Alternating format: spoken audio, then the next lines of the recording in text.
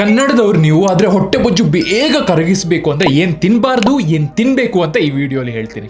ನಮ್ಮ ಮನೆಯದೇ ಊಟ ತಿನ್ಕೊಂಡು ಹೊಟ್ಟೆ ಬೊಜ್ಜು ಕರಗಿಸಬೇಕು ಅಂದರೆ ಖುಷಿ ಆಗುತ್ತಲ್ಲ.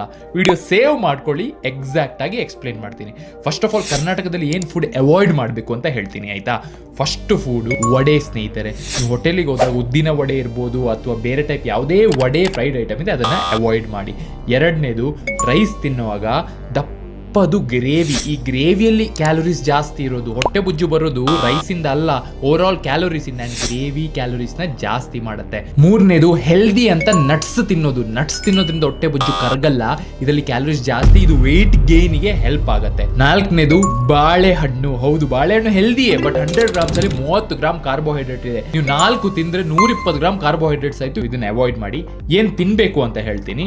ಫಸ್ಟ್ ಆಫ್ ಆಲ್ ಬ್ರೇಕ್ಫಾಸ್ಟ್ ಅಲ್ಲಿ ಇಡ್ಲಿ ಬೆಸ್ಟ್ ಆಪ್ಷನ್. ಬ್ರೇಕ್ಫಾಸ್ಟ್ಗೆ 2 ರೆಗ್ಯುಲರ್ ಇಡ್ಲಿ, ಚಟ್ನಿ ಕಮ್ಮಿ ತಗೊಂಡು ಸಾಂಬಾರ್ ತಗೊಳ್ಳಿ. ಎರಡನೇ ಆಪ್ಷನ್ ಕರ್ಡ್ ರೈಸ್. ಹೌದು, ಒಂದು 150-200 ಗ್ರಾಮ್ ರೈಸು, ಇದಕ್ಕೆ ಕರ್ಡ್ ಜಾಗದಲ್ಲಿ ನೀವು Epigamia high protein yoghurt use ಮಾಡಿದ್ರೆ ಪ್ರೋಟೀನು ಜಾಸ್ತಿ ಆಗುತ್ತೆ.